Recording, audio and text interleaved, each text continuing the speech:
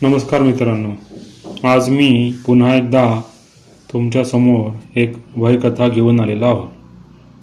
भयकथेचं नाव आहे विहीर. तर आता कथेला सुरुवात करूया. भाग 1. कोरड्या विहिरीतला श्वास. तो आवाज कुणालाही लगेच ऐकू येत नसे. ती किंकाळी नव्हती, ती हाकही नव्हती. तो एखाद्या माणसाचा शेवटचा श्वास सुद्धा नव्हता. तो होता माती खालून वर येणारा जिवंतपणाचा आग्रह. दिंडोरी जवळचं ते गाव. गावाचं नाव होतं कुंभारी. तसं पाहिलं तर साधं होतं. डोंगराच्या कुशीत वसलेलं, उन्हाळ्यात कोरडं, पावसाळ्यात हिरवगार. लोक शेतकरी, कष्टकरी आणि फारसं न बोलणारे. पण गावाच्या पश्चिम टोकाला असलेली एक गोष्ट कुणीही सहज बोलून दाखवत नसे. ती होती ती जुनी विहीर. ती विहीर आता वापरात नव्हती. पाणी आटून कित्येक वर्ष झाली होती. दगडी कडेवर शेवाळ साचलं होतं. आत अंधार इतका दाट होता की दुपारसुद्धा खाली पाहिलं तरी काही दिसत नसे. लोक म्हणायचे, ती विहीर कोरडी नाही, ती भरलेली आहे. कशाने? कोणी विचारायचं नाही, कारण उत्तर ऐकण्याची हिंमत फारच थोड्यांकडे होती. अमोल कुलकर्णी 8 वर्षांनी गावात परत आला होता. मुंबईत सिव्हिल इंजिनिअरिंग सरकारी प्रकल्पावर नेमणूक झाली होती. कुंभारीजवळ जे धरण होतं त्याचं सर्वेक्षण करायचं होतं. त्याला गाव माहीत होतं. लहानपण इथंच गेलं होतं. पण विहीर, त्याच्या आठवणीत ती फक्त एक बंद पडलेली जागा एवढीच होती. पहिल्याच दिवशी मोजमाप करताना नकाशावर विहिरीचं चिन्ह पाहून त्याने सहज विचारलं, ही विहीर अजून आहे का? आजूबाजूचे मजूर क्षणात गप्प झाले. एकाने हळू आवाजात म्हटलं, साहेब, त्या जागेवर काम नका ठेवू. का? अमोल हसला. भूते आहेत. कोणीही हसलं नाही. संध्याकाळी अमोल गावातल्या जुन्या घरात उतरला. घर ओळखीचं होतं, आजीचं. भिंतींना अजूनही धुराचा वास होता. रात्री जेवण झाल्यावर तो वही काढून बसला. नकाशे, मोजमाप, टिपणं. तेवढ्यात घराच्या मागच्या बाजूने काहीतरी आवाज आला. जमिनीवर काहीतरी ओढल्यासारखं तो आवाज होता. तो उठून बाहेर गेला. अंधारात झाडं हलत होती, वारा नव्हता. आणि मग तो आवाज पुन्हा आला. खर्र खर्र. तो आवाज विहिरीकडून येत होता. अमोलने टॉर्च हातात घेतला आणि विहिरीकडे चालत निघाला. तो स्वतःशीच म्हणाला, अंधार, शांतता, मेंदू खेळ करतो आहे. पण विहिरीजवळ पोचताच त्याला जाणवलं, हवा थंड होती, अस्वस्थ करणारी. टॉर्चचा प्रकाश आत टाकताच काहीतरी हलल्यासारखं वाटलं. क्षणभर, मग शांत. तो परत फिरला. पण जाताना त्याच्या कानावर स्पष्ट शब्द पडले, पाणी दे. तो अक्षरशः धावत घरी आला. दार लावून बसला. श्वास जोरात चालू होता. भास, तो स्वतःलाच म्हणाला, फक्त भास. पण रात्री झोपताना त्याला एक गोष्ट जाणवत होती. तो आवाज बाहेरून नाही, आतून आला होता. दुसऱ्या दिवशी सकाळी तो थेट गावातल्या सर्वात जुन्या माणसाकडे गेला. भिकू काका. 90च्या आसपास वय, डोळे अजूनही तीक्ष्ण. काका, अमोलने विचारलं, त्या विहिरीबद्दल सांगा. भिकू काका बराच वेळ गप्प राहिले. मग म्हणाले, तुला खरंच ऐकू आलं का? अमोल गप्प राहिला. तेच उत्तर होतं. ती विहीर पाण्यामुळे बंद झाली नाही. भिकू काका म्हणाले, ती आवाजांमुळे बंद झाली. कुठल्या आवाजांमुळे? अमोल म्हणाला, जे आतून यायचे. अमोलच्या अंगावर शहारा आला. पूर्वी काका पुढे म्हणाले, पाणी काढायला गेल्यावर काही लोक परत येत नसत. पडायचे?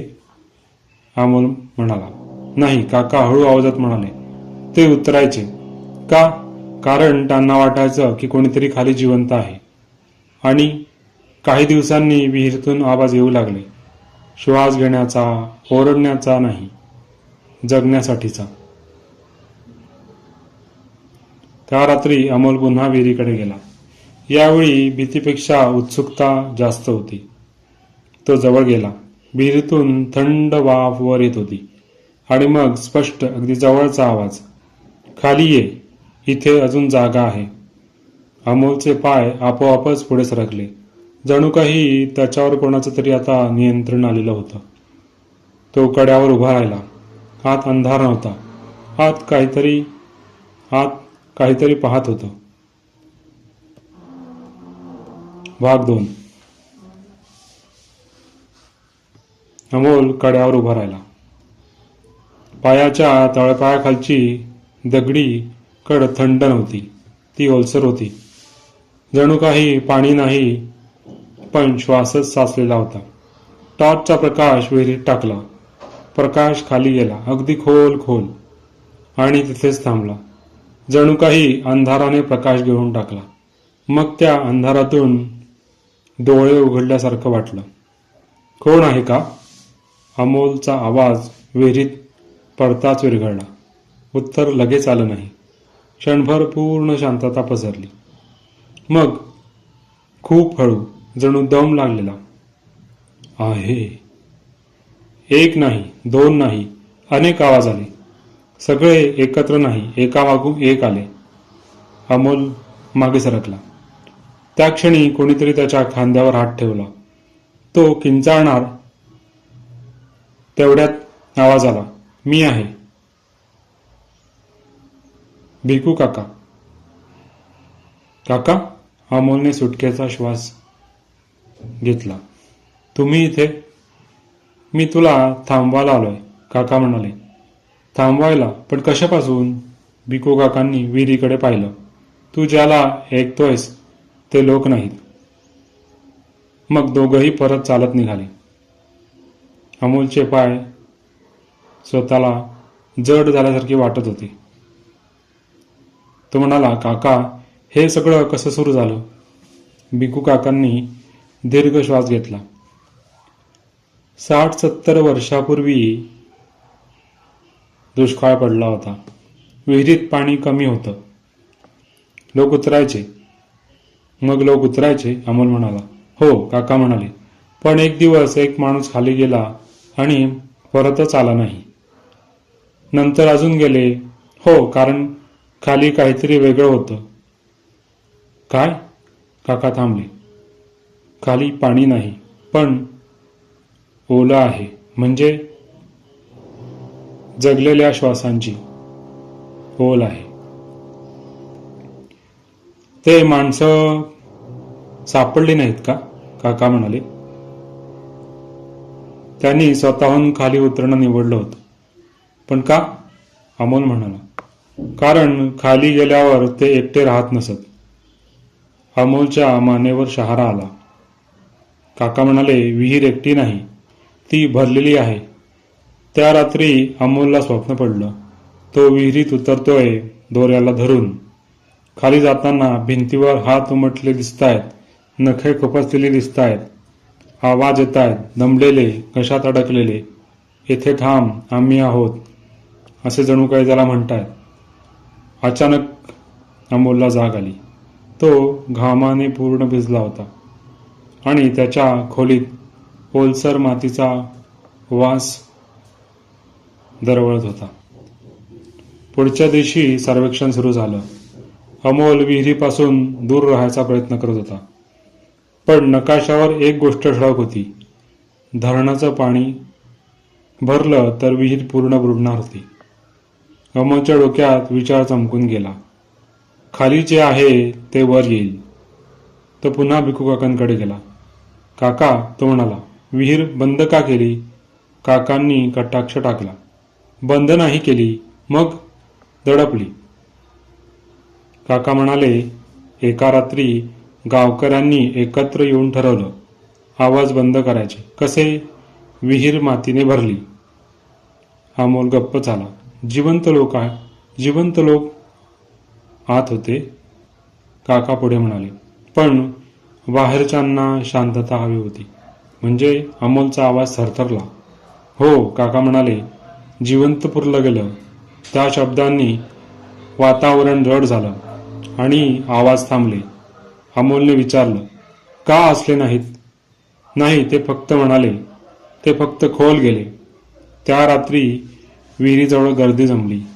काही मजुरांनी ऐकलं होतं. साहेब, एक म्हणाला, आवाज येतोय. अमोल पुढे गेला. सगळे थांबले. विहिरीतून आवाज येत होता, खूप स्पष्ट. पाणी दे, जागा दे. एक मजूर पुढे सरकला. मी पाहतो, तो म्हणाला. नको, अमोल ओरडला. पण उशीर झाला होता. तो माणूस कड्यावर चढला होता आणि हसला. ते हसू विचित्र होतं. रिकामं. खाली शांत आहे, तो म्हणाला. फक्त लोक आहेत. कोणते लोक? अमोलने विचारलं. तो माणूस वळला. डोळे पाणावलेले. आपल्यासारखेच. आणि त्याने उडी मारली. गावात मोठा गोंधळ उडाला. पोलीस आले. प्रकरण दाबलं गेलं. अपघात नोंद झाली. पण अमोलला माहीत होतं, ही सुरुवात आहे. त्या रात्री त्याला पुन्हा आवाज आला. यावेळी एकच. पण अमोलला माहीत होतं, ही सुरुवात आहे. त्या रात्री त्याला पुन्हा आवाज आला. यावेळी एकच. तू येणारच आहेस. अमोल आरशासमोर उभा होता. त्याला स्वतःचं प्रतिबिंब दिसत होतं. पण त्याच्या मागे ओलसर मातीनं माखलेले हात उमटत होते. एक नाही, अनेक. भाग 3. विहिरीला नाव असतं. त्या रात्री अमोल झोपलाच नाही. खिडकीतून चंद्र दिसत होता. पण त्याचा प्रकाश पांढरा नव्हता. तो फिकट राखाडी होता, जणू काही थकलेला. विहिरीकडून वारा आला. वाऱ्यात पाण्याचा गार वास नव्हता. तो मातीचा होता, ओलसर, कुजलेला. आणि त्यात मिसळलेला होता श्वास, मानवी श्वास. अमोलला अचानक जाणवलं, आवाज बाहेरून येत नाहीत, ते आतून उठतायत, त्याच्या छातीतून. तो स्वतःलाच कुजबुजताना ऐकू लागला. खाली जागा आहे. तो हादरला. हा आवाज त्याचा नव्हता. पहाटे भिकू काका दारात उभे होते. तू ऐकतोयस ना? त्यांनी विचारलं. अमोलने मान हलवली. आता थांबवता येणार नाही, काका म्हणाले. का? अमोल ओरडला. मी काही केलं नाही. भिकू काकांनी डोळे मिटले. तू केलं नाहीस, ते म्हणाले. पण तुझं नाव त्यांना आठवतंय. माझं नाव? अमोल गोंधळला. काकांनी जमिनीवर बोटाने रेघ ओढली. ती विहीर बांधली गेली तेव्हा ते म्हणाले, तिला नाव दिलं गेलं. कुणाचं? सावित्रीचं. अमोलचा श्वास अडखळला. ती कोण होती? अमोलने विचारलं. काकांनी थोडा वेळ गप्प राहून मग बोलायला सुरुवात केली. ती गावातली एकटीच बाई होती. नवरा गेलेला, मुलं नाहीत. मग दुष्काळात ती विहिरीजवळ राहत होती. पाणी वाटायची. लोक तिच्यावर विसंबून होते. पण सावित्री काहीतरी वेगळी होती. काका म्हणाले. कशी? ती रात्री विहिरीशी बोलायची. अमोलच्या अंगावर पुन्हा एकदा काटा आला. लोक म्हणायचे, विहीर तिला उत्तर देते. मग काय झालं? अमोलने विचारलं. काकांचा आवाज खालावला. दुष्काळ वाढला, लोक मरू लागले आणि विहीर कोरडी पडली. लोकांनी सावित्रीला दोष दिला. काका म्हणाले, हिच्यामुळे देव रुसला. त्या रात्री गावकऱ्यांनी सावित्रीला पकडलं, विहिरीकडे नेलं. तिला पाणी परत आणायला सांगितलं. काका म्हणाले. कसं? अमोलने विचारलं. काका थरथरले. तिला खाली उतरवलं. ती ओरडली नाही, काका म्हणाले. रडली. ती रडली नाही, ती हसली. अमोलच्या कानात अचानक स्त्रीचा आवाज घुमला. खाली जागा आहे. ती परत आली नाही, काका म्हणाले. पण विहिरीत पाणी आलं. मग लोकांनी समजून घेतलं, काही गोष्टींची किंमत असते. पण नंतर लोक का गायब व्हायला लागले? अमोलने विचारलं. कारण सावित्री एकटी नव्हती, काका म्हणाले. तिने विहिरीला शिकवलं. काय? माणसं कशी धरून ठेवायची. त्या क्षणी अमोलच्या डोक्यात आठवण चमकली. लहानपणी त्याची आजी म्हणायची, विहिरीजवळ नावाने हाक मारू नकोस. त्याचं नाव अमोल सावित्रीकर. तो हादरून मागे सरकला. माझं आडनाव? त्याचा आवाज फुटला. काकांनी मान हलवली. तू तिच्या भावाचा नातू आहेस. म्हणजे? अमोल गप्प झाला. तुझं रक्त? काका म्हणाले. विहिरीला ओळखीचा आहे. त्या रात्री अमोलला विहिरीकडे खेचलं गेलं. पाय आपोआप चालत होते. डोकं रिकामं होतं. विहिरीजवळ पोचताच आवाज स्पष्ट झाला. उशीर झालाय. तो कड्यावर उभा राहिला. खाली पाहिलं. यावेळी अंधार नव्हता. खाली लोक होते, उभे, शांत, डोळे उघडे. आणि सगळ्यांच्या मधोमध सावित्री. तू आला आहेस, ती म्हणालीस. तिचा आवाज ओलसर होता. मला जायचं नाही, अमोल म्हणाला. ती हसली. कोणीच येत नाही, ती म्हणाली. सगळे परत बोलावले जातात. मी काय करू?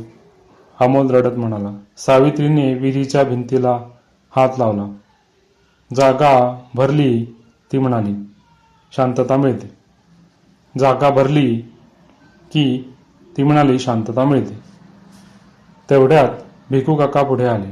थांब, ते ओरडले. ते विहिरीजवळ आले. सावित्री, ते म्हणाले, आता पुरे.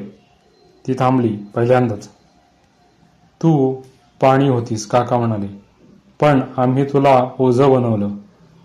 आज काकांनी स्वतःला विहिरीकडे झुकवलं. आज कर्ज फेडतो. अमोल ओरडला. पण भिकू काका खाली उतरले. विहीर थरथरली. पाणी उसळलं. आवाज थांबले. सकाळ झाली. विहीर भरलेली होती, पण शांत. अमोल एकटाच उभा होता. कोणाचाही आवाज येत नव्हता. पुढं काही दिवसांनी धरण झालं. विहीर पाण्याखाली गेली. गाव विस्थापित झालं. पण रात्री पाण्यावर बुडबुडे येतात आणि एखादं नाव ऐकत खाली